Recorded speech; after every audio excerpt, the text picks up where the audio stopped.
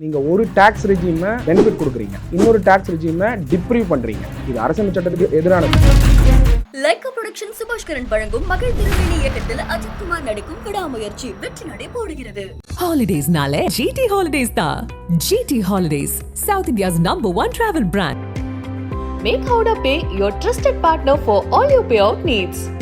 12 lakhsங்கிறது basic exemption limit கிடையாது. Taxable, அந்த டாக்ஸ் ரிபேட்டா கொடுக்குறேன். 1 ரூபி எக்ஸ்ட்ரா வந்தாலும் அவருக்கு பாத்தீங்கன்னா 4 லட்சத்துக்கு டாக்ஸ் ஆகும். For example, somebody is earning 12,80,000. 5,000 extra சம்பாதிக்கிறதுனால நான் 60,000 டாக்ஸ் கட்டணுமா அப்படின்னா இல்ல. That 5,000 only will pay. அது நீங்க மார்ஜினா இருந்தா கூட 13.5 lakhs வரதான் பெனிஃபிட் இருக்கு. அப்ப மிடில் கிளாஸ்னா யாரு? அதை ஃபர்ஸ்ட் டிஃபைன் பண்ணணும். அப்போ கவர்மெண்ட் வந்து 15 lakhs வரைக்கும் ஸ்ட்ரெயிட் அவே பெனிஃபிட் வந்து கொடுக்கிறதுக்கான மெத்தடாலஜி அரைவ் பண்ணணும்.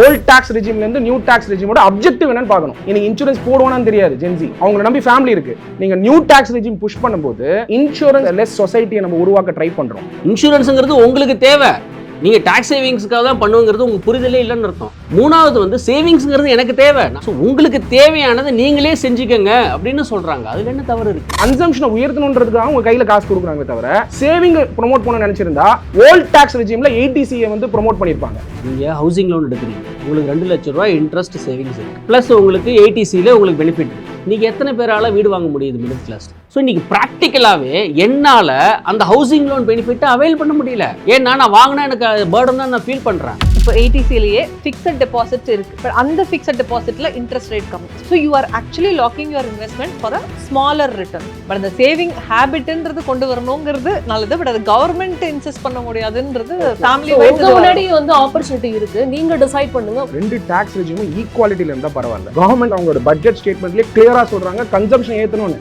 Why consumption? GST வருவாய்.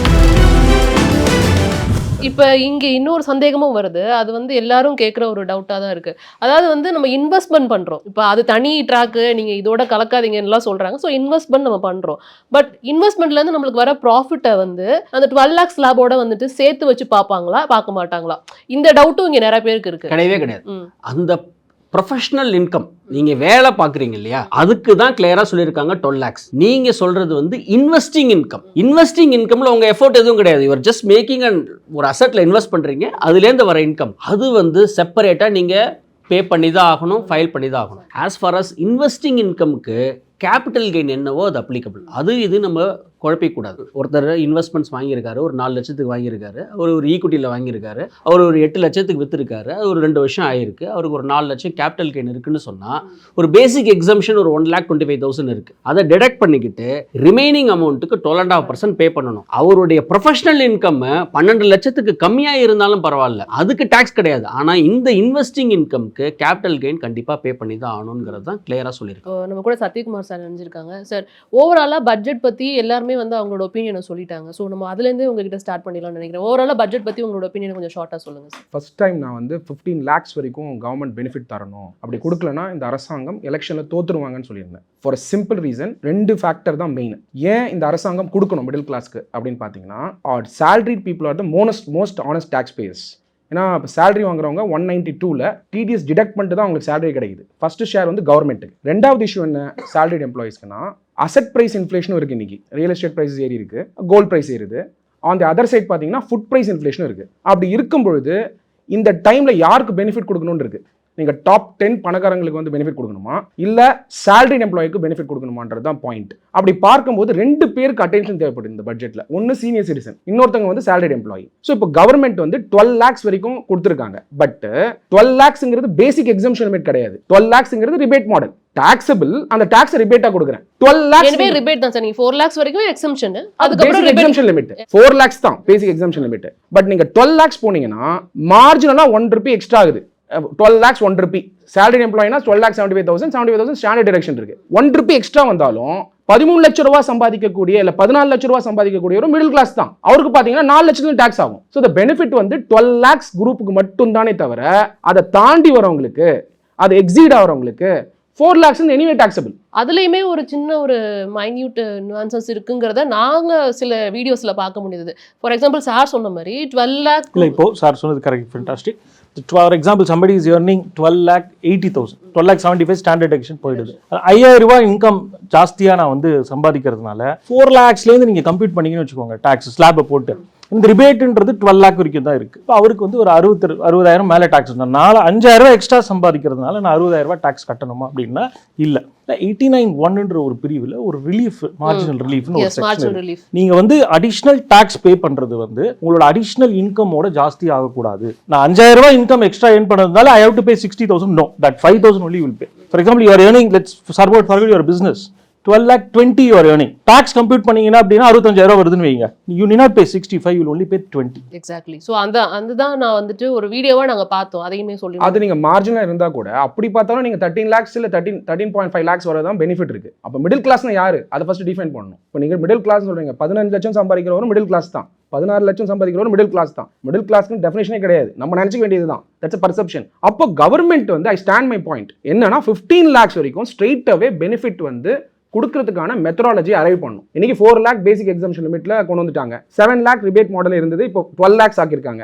இந்த ரிபேட் மாடலே ஸ்கிராப் பண்ணிட்டு ஸ்ட்ரெயிட் ஃபார்வர்டா பேசிக் எக்ஸம்ஷன் லிமிட் வந்து 12 lakhs வரைக்கும் கொண்டு வந்திருந்தா, இல்ல ஃபியூச்சர்ல 2026 இல்ல 27க்குள்ள 15 லட்ச ரூபா பேசிக் எக்ஸம்ஷன் மூவ் ஆயிட்டா, அப்ப என்ன ஆகும்னா மிடில் கிளாஸ் கிட்ட பணம் இருக்கும், ஹேண்ட்ஃபுல் ஆஃப் மணி இருக்கும். அவங்க 2 பண்ணுவாங்க. அதுல அந்த பேசிக் எக்ஸம்ஷன் உயர்த்ததுனால ஒன்னு அதை சேனலைஸ் பண்ணுவாங்க சேவிங்ஸ்க்கு, இன்னொன்னு கன்சம்ஷனுக்கு புஷ் பண்ணுவாங்க. இப்ப கவர்மெண்டோட அப்ஜெக்டிவ் என்ன, ஓல்ட் டாக்ஸ் ரெஜிம்ல இருந்து நியூ டாக்ஸ் ரெஜிமோட அப்ஜெக்டிவ் என்னன்னு பார்க்கணும். டைம் அண்ட் அகைன் கவர்மெண்ட் என்ன சொல்றாங்க, செலவு பண்ணுங்கன்னு சொல்றாங்க, சேவ் பண்ணுங்கன்னு சொல்லல.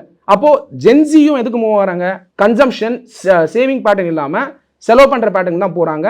கன்சம்ஷனை உயர்த்தணுன்றதுக்காக உங்க கையில காசு கொடுக்குறாங்க தவிர சேவிங் ப்ரோமோட் பண்ண நினைச்சிருந்தா ஓல்ட் டாக்ஸ் ரெஜிம்ல 80CA வந்து ப்ரோமோட் பண்ணிருப்பாங்க. ஓல்ட் டாக்ஸ் ரெஜிமை ப்ரோமோட் பண்ணியிருந்தா saving, new tax regime promote பண்ணா கன்சம்ஷனை புஷ் பண்றாங்க. இன்னைக்கு கவர்மெண்ட்டுக்கு கன்சம்ஷன் தேவை, ஜென்சி வந்து கொஞ்சம் அவேர்னஸோட சேவ் பண்ண ஆரம்பிக்கணும். பட் சேவிங்ஸ் அப்படிங்கிறது வந்து ஒவ்வொரு இண்டிவிஜுவலை பொறுத்தது அப்படிங்கிறதையும் பார்க்க முடியுது. நீங்க ஓல்ட் ரெஜிம் ஃபாலோ பண்ணும்போது நம்ம அதை கிளைம் பண்ணுங்கிறதுக்காக இங்க நடந்த சில விஷயங்கள் பத்தியும் நம்ம பார்க்க வேண்டியது இருக்கு. ஓல்ட் ரெஜிம்ல வந்து நீங்க பாத்தீங்கன்னா, நீங்க சேலரி வாங்கும்போது என்ன பண்ணுவோம், கரெக்டா ரிட்டர்ன்ஸ் ஃபைல் பண்ண முன்னாடி ஒரு 1.5 மாசம் 2 மாசம் முன்னாடி இன்சூரன்ஸ் போடுவோம், ஒரு 6 months முன்னாடி இன்சூரன்ஸ் போடுவோம். Insurance life saving. இன்னைக்கு இன்சூரன்ஸ் போடுவானான்னு தெரியாது ஜென்சி, அதை அவங்களை நம்பி ஃபேமிலி இருக்கு. அப்ப நம்ம ஏன் இன்சூரன்ஸ் போட்டோன்னு போய் பாருங்களேன். 80Cன்னு ஒன்று கம்பல்சரியா இருந்ததுனால தான் நம்ம இன்சூரன்ஸ் போட்டோம். இன்னைக்கு லைஃப் இன்சூரன்ஸ் கார்பரேஷனுடைய ஷேர்ஸ் மட்டும் டைலூட் பண்ணல, அந்த 80Cயை டைலூட் பண்ணதுனால லைஃப் இன்சூரன்ஸ் கார்பரேஷன் யாரும் போட போறது இல்ல. கம்பல்ஷன் இருந்தே நிறைய பேர் டாக்ஸ் பே பண்ணிட்டு போயிடலாம்ப்பா, கையில காசு இருந்தா அப்படின்னு நினைச்சிட்டு இருந்தவங்க இன்னைக்கு வந்து நீங்க நியூ டாக்ஸ் ரெஜிம் புஷ் பண்ணும்போது இன்சூரன்ஸ் லெஸ் சொசைட்டியை நம்ம உருவாக்க ட்ரை பண்றோம். நான் ஏற்கனவே சொன்ன மாதிரி personal tax is all to do with personal பீப்புளை பொறுத்த வரைக்கும் அவங்களுக்கு என்ன தேவைங்கிறது தான் பார்க்கணும். நம்ம சொன்ன மாதிரி இன்சூரன்ஸில் பண்ணாதான் டேக்ஸ் பெனிஃபிட்டு. இங்கே இன்சூரன்ஸில் பண்ணாட்டினாலும் 12 லட்சம் வரைக்கும் தரப்பான்னு சொல்கிறாங்க. எது பெனிஃபிட்னு நம்ம பார்க்கணும். ரெண்டாவது, இன்சூரன்ஸுங்கிறது உங்களுக்கு தேவை, நீங்கள் டேக்ஸ் சேவிங்ஸுக்காக தான் பண்ணுங்கிறது உங்களுக்கு புரிதலே இல்லைன்னு அர்த்தம். மூணாவது வந்து சேவிங்ஸுங்கிறது எனக்கு தேவை, நாளைக்கு நான் ரிட்டையர் ஆகிட்டேன், எனக்கு பணம் வேணும், நான் ஏற்கனவே சேவ் பண்ண பணத்துலேருந்து தான் நான் வந்து அதை வருமானம் எடுத்துக்கணுங்கிறது உங்களுக்கு தேவை. ஸோ உங்களுக்கு தேவையானதை நீங்களே செஞ்சுக்கங்க அப்படின்னு சொல்கிறாங்க. அதில் என்ன தவறு இருக்குது? It is totally depend. நீங்கள் ஏன் ஃபோர்ஸ் பண்ணணும்னு நினைக்கிறீங்க? நீங்கள் ஒன்றுமே பண்ணாட்டினாலும் உங்களுக்கு 12 லட்சம் வரைக்கும் டேக்ஸ் தரேன்னு சொல்கிறாங்களே, ரிபேட் தரேன்னு சொல்கிறாங்களே, சரி அதை எடுத்துக்கிட்டீங்க. இதுக்கு முன்னாடி இருந்த ஜென்ரேஷன் பார்த்தீங்கன்னாக்கா ப்ரிடாமினண்ட்டாக இன்சூரன்ஸ் அப்படின்ற ஒரு வெஹிக்கிளை தான் வந்து அவங்க யூஸ் பண்ணிட்டு இருந்தாங்க. அதே நீங்கள் ஒரு 2010க்கு அப்புறம் பார்த்தீங்கன்னாக்கா இன்னைக்கு அப்போ சம்பாதிக்க ஆரம்பித்தவங்க பங்கு சந்தையிலையும் மியூச்சுவல் ஃபண்ட் மூலமாகவும் இன்வெஸ்ட் பண்ண ஆரம்பிச்சிருக்காங்க. அவங்க இப்போது முன்னாடி இருந்தப்போ 1990s இருந்து ஒரு 2015 2020 வரைக்கும் ஒரு ரிட்டையர்ட் ஆகிருக்கார் ஒருத்தர் அப்படின்னும் போது அவர் ப்ரிடாமினண்ட்டாக பங்கு சந்தையில் ₹1 கூட இன்வெஸ்ட் பண்ணியிருக்கிறதுக்கு சான்ஸ் ப்ராபபிலிட்டி ரொம்ப கம்மி. மியூச்சுவல் ஃபண்ட் அப்படின்னு தெரியறதுக்கான ஒரு ப்ராபபிலிட்டி ரொம்ப கம்மி. ஆனால் இன்னைக்கு பார்த்தீங்கன்னாக்கா அந்த ஜென்சின்னு சொல்லக்கூடியவங்க டேர்ம் இன்சூரன்ஸ் எடுத்துக்கிறாங்க, மியூச்சுவல் ஃபண்ட்ஸில் இன்வெஸ்ட் பண்ணுறாங்க, அவங்களோட பர்சனல் ஃபினான்சஸை அவங்க ஓரளவுக்கு கரெக்டாக தான் மேட்ச் பண்ணிட்டு இருக்காங்க. ஆனால் அவங்களுக்கு இருக்கக்கூடிய ஒரு பிரச்சனை என்னன்னாக்கா அந்த ஒரு பியர் ப்ரெஷர். நான் சொன்ன மாதிரி பக்கத்தில் இருக்கவங்க என்ன பண்ணுறாங்க, ஓகே அந்த நெய்பர் என்ன கார் வாங்கியிருக்காரு, அந்த கலீக் எங்கே வெக்கேஷன் போகிறாரு, அவங்க என்ன மாதிரியான ஒரு பிராண்ட்ஸ் யூஸ் பண்ணுறாங்க, இது எல்லாம் அவங்களுக்கு ஒரு டிஸ்ட்ராக்ஷன்ஸ் இருக்குது. ஸோ அவங்க என்ன பண்ணுறாங்கனாக்கா striking a balance. For example பார்த்தீங்கன்னாக்கா முன்னாடி எல்லாம் வந்து வேலைக்கு போன உடனே அம்மா அப்பா கேட்கக்கூடிய கேள்வி, அதான்டா கை நிறைய சம்பாதிக்கிறியா, எப்போ வீடு வாங்க போகிறேன், இதுதான் ப்ரிடாமினன்ட் கொஸ்டினாக இருக்கும். ஆனால் இன்றைக்கி பார்த்தீங்கன்னாக்கா அந்த ஜென்சின்றவங்க சென்னையிலேயே பார்த்தீங்கன்னா 3 ஆஃபீஸ் இருக்குது, பிரான்ச்சஸ் இருக்குது. அது மட்டும் இல்லை, அவங்களுக்கு வந்து பெங்களூர், மும்பை, ஹைதராபாத்னு வேறு இடத்துல ஒரு ஒர்க் பண்ணக்கூடிய ஒரு ஆப்பர்ச்சுனிட்டி இருக்குது. இப்போ வீடு வாங்குற டிசிஷனை கூட அவங்க 27 நீங்க சொல்ற 26 பாப்புலேஷன் அப்படிங்கிறது வந்து ரொம்ப வெகு சில பாப்புலேஷன் தானே சார். இப்போ நம்ம வந்து இன்சூரன்ஸ், இப்போ நீங்க சொல்றது நம்ம எடுத்துக்கலாம். இப்போ நிறைய பேர் வந்து எல்ஐசில இருந்து மாறி அது வந்துட்டு அப்படியே அப்ரப்டா ஸ்டாப் பண்ணிட்டு மியூச்சுவல் ஃபண்ட்ஸ்ல இன்வெஸ்ட் பண்ண ஆரம்பிச்சிருக்காங்க. அந்த மாதிரி ஒரு கேட்டகரி பீப்புளையும் பார்க்க முடியுது. பட் நீங்க சொல்ற பாப்புலேஷன், இப்போ நாம வந்து இது மாதிரி 3 சிட்டிஸ்க்கு மூவ் ஆகும், நீங்க வந்து ஒரு ஒன்லி அர்பனை நோக்கி மட்டுமே நம்ம பார்த்துட்டு இருக்கோமோ அப்படிங்கிற ஒரு கேள்வி இங்கே வருது. இல்லை அர்பன்ல இருக்கிறவங்கள மட்டுமே நம்ம வந்துட்டு சாட்டிஸ்ஃபை பண்ணா போதுமா அப்படின்ற ஒரு கேள்வி சார். வருது. இப்போ இந்த இன்சூரன்ஸ் ஏடிசி சொன்னதுனால to add to what Satish has told, நீங்கள் ஹவுசிங் லோன் எடுக்கிறீங்க, உங்களுக்கு 2 லட்ச ரூபா இன்ட்ரெஸ்ட் சேவிங்ஸ் இருக்குது, ப்ளஸ் உங்களுக்கு ஏடிசியில் உங்களுக்கு பெனிஃபிட் இருக்குது. நீங்கள் எத்தனை பேரால் வீடு வாங்க முடியுது மிடில் கிளாஸ்? நீங்கள் அப்படி பார்க்க வேண்டியது. அதான் சார் அழகாக சொன்னார். ஆக்சுவலாக இன்றைக்கி என்னால் வாங்க முடியல, இன்றைக்கி 1 லட்சம் சம்பாதிக்கிறேன், இன்றைக்கி ஒரு மினிமம் ஃப்ளாட் வாங்குறதா இருந்தால் எனக்கு 50 லட்ச ரூபா தேவைப்படுது. நான் 10 லட்ச ரூபா என் கையை விட்டு நான் போட வேண்டியதாக இருக்குது. 40 லட்சத்துக்கு 40,000 ரூபா கிட்டே எனக்கு இஎம்ஐ வருது, ப்ளஸ் எனக்கு 2 குழந்தைங்க இருக்குது, ஸ்கூல் ஃபீஸ் அஃபோர்ட் பண்ண முடியல. ஸோ இன்றைக்கி ப்ராக்டிக்கலாகவே என்னால் அந்த ஹவுசிங் லோன் பெனிஃபிட்டை அவைல் பண்ண முடியல. ஏன்னா நான் வாங்கினா எனக்கு பேர்டன் தான் நான் ஃபீல் பண்ணுறேன். So it's no longer a pleasure for me to own a house அப்படின்னு மிடில் கிளாஸ் வந்து நிறைய பேர் இன்றைக்கி கொஞ்சம் டிலே பண்ணுறாங்க. சரி, ரைட் ராங்குங்கிறது டிபேட்டபிள். நமக்கு என்ன சரி அப்படிங்கிறதான் பார்க்கணும். இன்றைக்கி எல்லாராலையும் இப்போ எப்படி நான் 2 பேர் இருக்காங்க, இவருக்கு ஓல்டு ரிஜிம் சூஸ் பண்ணீங்க, இவருக்கே சூட் ஆகாத நியூ ரிஜிம் சூஸ் பண்ணீங்க, எதுவுமே ஸ்டாப் பண்ணவே இல்லையே சேலரிட் மிடில் கிளாஸுக்கு. ஸோ இது இல்லை அதுதான் அப்படின்னு சொல்லவே இல்லையே, எது வேணாலும் சூஸ் பண்ணுன்னு தானே சொல்கிறாங்க. இப்போ நேஷன் ஆஸ் அ டெவலப்மெண்ட் நமக்கு நிறைய இன்வெஸ்ட்மெண்ட்ஸ் தேவைப்படுது. ஸோ இதில் வந்து எஃப்டிஐ ரிலாக்ஸ் பண்ணி உள்ளே கொண்டு வரும், இந்த மாதிரி பல அவென்யூஸ். ஏன்னா ஒருத்தரால் ஃபீட் பண்ணவே முடியாது. நமக்கு எந்த அளவுக்கு க்ரோத் நமக்கு வந்து பொட்டென்ஷியல் இருக்குது அது ஃபுல்லாக டேப் பண்ணுறதுக்கு. ஸோ அப்படி இருக்கும்போது மக்கள் வந்து ஸ்டாக் மார்க்கெட்டில் போட்டு தான் ஆகணும். அது இன்டர்ன் சார் சொன்ன மாதிரி கம்பெனிக்கு போகணும், எம்ப்ளாய்மெண்ட் ஜென்ரேட் பண்ணணும், அதுவும் ஒரு சோர்ஸ் ஆஃப் இன்வெஸ்ட்மெண்ட். ஏன்னா இந்தியா சேவிங் பேஸ்ட் எக்கானமி தான். இப்போ நீங்கள் சொல்கிற ஜென்சியோட சேர்ந்து நம்ம சேவிங் ஜென்ரேஷனும் கண்டிப்பாக இருக்காங்க. பட் இதில் வந்து இன்கம் டேக்ஸ் ரிலேட்டட் சேவிங்ஸ்னு நான் பண்ணும்பொழுது என்ன ஆகுதுன்னா, இப்போ ஏடிசிலேயே ஃபிக்ஸட் டெபாசிட் இருக்குது லிஸ்ட் ஐட்டமில். பட் அந்த ஃபிக்ஸட் டெபாசிட்டில் இன்ட்ரெஸ்ட் ரேட் கம்மி. ஸோ நீங்கள் வந்து அந்த இன்னைக்கு எடுத்து நாளைக்கு போடுறது ஆர் லைக் அதெல்லாம் உங்களுக்கு லிபர்ட்டி கிடையாது. So you are actually locking your investment for a smaller return. இப்போ நான் என்ன பண்ணுறேன், டேக்ஸை பே பண்ணிட்டு எனக்கு வந்து இன்வெஸ்ட்மெண்ட் ஆப்பர்ச்சுனிட்டிஸ் பயங்கர வைடாக இருக்குது. இப்போ ஒரு 53,000 வாஸ் த இன்வெஸ்ட்மெண்ட் இப்போ நமக்கு ஸ்டாக் மார்க்கெட்டில். இப்போ 91ல் பார்த்தீங்கன்னா irrespective of SEBI regulations promotion எது இருந்தாலுமே ஸ்டாக் மார்க்கெட்டை வந்து நம்ம ஒரு கேம்பிளாகவே தான் பார்த்துட்டு இருந்தாங்க. அன்டில் ரீசென்ட்லி ஒரு 4-5 இயர்ஸ் இருக்கும்னு நினைக்கிறேன் கொஞ்சம் இந்த ஸ்டாக் மார்க்கெட்டை வந்து நான் ஒரு இன்வெஸ்ட்மெண்ட் மோடாக அக்செப்ட் பண்ண ஆரம்பிச்சேன் சைக்கலாஜிக்கலி. அது வரைக்கும் அது ஒரு ஹார்ஸ் ரேஸ் மாதிரியோ அது யாரோ ஒரு பண்ணக்கூடாத விஷயத்த பண்ணுறாங்க அப்படி தான் நமக்கு வந்து மைண்டில் இருந்தது. சேவிங்ஸ்னால் எனக்கு தெரிஞ்சு ஃபிக்ஸட் டெபாசிட்ஸ் தான் இருந்தது. பட் அந்த ரிட்டர்ன்ஸ்னு பார்த்தீங்கன்னா அவங்க ஸ்டாக் மார்க்கெட்டில் மியூச்சுவல் ஃபண்ட்ஸில் பண்ணுற ரிட்டர்ன்ஸ் வந்து கண்டிப்பாக ஃபிக்ஸட் டெபாசிட்ஸில் பண்ண முடியாது, மேட்ச் பண்ண முடியாது. ஸோ இப்போ அந்த மாதிரி இருக்கும்போது I have my money at disposal to make my money earn more. So எனக்கு வந்து ஆப்பர்ச்சுனிட்டிஸ் ஆர் வைட் இன்வெஸ்ட் பண்ணுறதுக்கு. பட் அந்த சேவிங் ஹேபிட்ன்றது கொண்டு வரணுங்கிறது நல்லது. பட் அது கவர்மெண்ட் இன்சிஸ்ட் பண்ண முடியாதுன்றது ஃபேமிலி வைஸ். முன்னாடி வந்து ஆப்பர்ச்சுனிட்டி இருக்கு, நீங்க டிசைட் பண்ணுங்க வாட் யூ கேன் டூ அப்படிங்கறத அவங்க சொல்றது. ஸோ இப்போ என்னன்னா அவர் சொல்ற பாயிண்ட்ல வந்து 2 டேக்ஸ் ரெஜிமும் ஈக்குவாலிட்டியில் இருந்தால் பரவாயில்ல. நீங்க ஒரு டேக்ஸ் ரெஜிமை பெனிஃபிட் கொடுக்குறீங்க, இன்னொரு டேக்ஸ் ரெஜிமை டிப்ரீவ் பண்றீங்க. இது அரசமைப்பு சட்டத்துக்கு எதிரானது. ஒரே இன்கம் டேக்ஸ் ஆக்டில் 2 ஸ்லாப் ஓப்பன் பண்ணுறீங்க. ஒரு ஓல்டு ரெஜிமுக்கு வந்து வேணான்றீங்க. அப்போது வேணான்னு சொல்கிறது எப்படி சொல்கிறீங்க, டிஸ்இன்சென்டிவைஸ் பண்ணுறீங்க. அப்போ இன்டைரக்டா என்ன ஆகுது, டாக்ஸ் பெனிஃபிட் கம்மியா இருந்தா இதுக்கு தான வருவாங்க. அப்ப கவர்மெண்டோட நோக்கம் என்னன்னு பார்க்கணும். கன்சம்ப்ஷன் எல்லாமே அக்செப்ட் பண்ணிட்டாங்க. கன்சம்ப்ஷன் நியூ டாக்ஸ் ரெஜிமுக்கு எல்லாரும் வரணும், ஆமா வரணும் அப்படிங்கறத அவங்க சொல்றதா இருக்கு. கவர்மெண்ட் வந்து நியூ டாக்ஸ் ரெஜிமுக்கு வந்து உங்களுக்கு டாக்ஸ் பெனிஃபிட் கொடுக்கணும்னு நினைக்கல. கவர்மெண்ட் கிளியரா இருக்கிறது அவங்களுடைய ஸ்டேட்மெண்ட்ல, அவங்களோட பட்ஜெட் ஸ்டேட்மெண்ட்லயே கிளியரா சொல்றாங்க கன்சம்ப்ஷன் ஏத்தணும்னு. It is not followed up by savings. அப்ப கவர்மெண்டோட நோக்கம் என்னன்னு பார்க்கணும். கவர்மெண்ட் சேவிங் பண்ணுங்கன்னு சொல்லியிருந்தா, அதுக்கு அடிஷனலாக புது இன்ஸ்ட்ருமெண்ட்ஸ் நாங்கள் கொண்டு வரோம்னு சொல்லியிருந்தா, நியூ டாக்ஸ் ரெஜிம் அங்கே போடுங்க, அங்கே ஒரு சேவிங் கொடுக்குறோம், அது ஸ்பெஷல் ரேட் டாக்ஸ் ஆகாது, இதுக்குள்ள டாக்ஸ் ஆயிடும்னு சொல்லியிருந்தா I accept. Government is pushing towards consumption. Why consumption?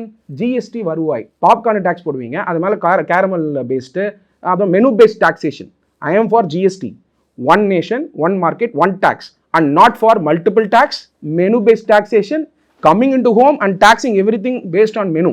That cannot be the way the tax work. But government நோக்கம் என்னன்னா, இங்க விடுறத கன்சம்ஷனை பிடிச்சிருவாங்க. கன்சம்ஷனுங்கிறது சைக்கலாஜிக்கல் கேம். நீங்க வந்து 60,000 ரூபாய் கைக்கு வந்த உடனே எடுத்துகிட்டு போயிட்டு மியூச்சுவல் ஃபண்டில் போடுவாங்கன்னு நினைக்கிறீங்களா ஜென்சி? கண்டிப்பாக கிடையாது. இஎம்ஐ கட்டணும். யோசிங்க, இஎம்ஐயில் இருக்காங்களா இன்வெஸ்ட்மெண்ட்டில் இருக்காங்கன்னா யோசிங்க Gen Z. You can check the statistics. Gen Zs are mostly in EMI. நீங்களே ஒரு சர்வே எடுத்து பாருங்க. அப்போ அவங்க கன்சம்ஷன் நோக்கியோ இல்லை லோனை ரீபே பண்ண தான் பார்த்துட்டு இருக்காங்க. அப்போ டு தட் எக்ஸ்டென்ட் நான் எப்படி பார்க்குறேன்னா, அந்த இஎம்ஐ கட்டத்துக்கு இந்த 60,000 மிச்சப்பட்டிருக்கு. அவ்வளவுதான். நிச்சயமா கன்சம்ஷன் வந்து மக்களுக்கு கன்சம்ஷன் ப்ரோமோட் பண்ணி தான் நம்ம reality மக்கள் கையில பேசணும். பணம் போட்டு தான் ஆகணும் கண்டிப்பா. ஸோ இப்போ நம்ம வந்து கொஞ்சம் ஃபியூ இயர்ஸ் பேக் போய் பார்த்தோம்னா இந்த மன்ரேகா மாதிரி ஸ்கீம் கொண்டுவாங்க. ஸோ எல்லாரும் இப்போ மன்ரேகான்றது டெஃபினட்டா வித் ஆல் டியூ ரெஸ்பெக்ட்ஸ் இது வந்து எம்ப்ளாய்மெண்ட் போகுதுன்றது ஒரு பார்ட் இருந்தாலும் அதுல எவ்வளோ வந்து விஷயங்கள் நடக்குது, ஃப்ரீயா மக்கள் கையில எவ்வளோ பணம் போகுதுன்றதும் நம்ம பார்த்துட்டு தான் இருக்கோம். இப்போ salary கிளாஸ் சத்யா சார் அழகா சொன்னாரு, இவங்க தான் டிசிப்ளினா டாக்ஸ் பே பண்றவங்க. ஏன்னா எய்தர் நான் ஆனஸ்டா நான் கட்டுறேன்னு சொல்றதை விட எனக்கு அங்க வந்து டாக்ஸ் எவேட் பண்றதுக்கான வழிவகை இல்லை.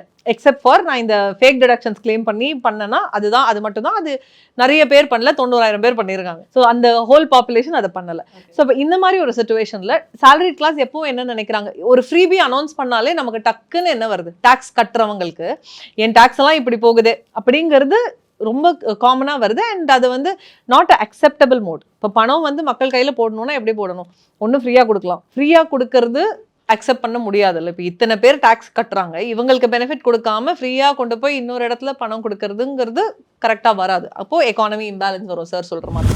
கன்சம்ஷன் பண்ணுங்கன்னு சொன்னா சேவ் பண்ணக்கூடாதுன்னு அர்த்தம் கிடையாது. டைரக்டா நீங்க சம்பாதிக்கிறது எல்லாமே கவர்மெண்ட் வந்து ஜிஎஸ்டியா எடுத்துக்க போகுது. அதை தான் சார் சொல்றாரு. ஜிஎஸ்டி மட்டும் சென்ட்ரல் கவர்மெண்ட்டுக்கு மட்டும் போதா, ஸ்டேட் கவர்மெண்ட்டுக்கு போறது இல்ல. State government central government GST போனாலும் ஜிஎஸ்டிக்கு முன்னாடி என்ன இருக்கு மேடம்? நல்ல கிளியரா புரிஞ்சுங்க ஜிஎஸ்டியை பொறுத்த வரைக்கும். லைக்கா புரொடக்ஷன் சுபாஷ்கரன் வழங்கும் மகள் திருவேணி இயக்கத்தில் அஜித்குமார் நடிக்கும் விடாமுயற்சி வெற்றி நடை போடுகிறது. Holidays nale GT Holidays da. GT Holidays, South India's #1 travel brand. Make Howrah Pay your trusted partner for all your payout needs.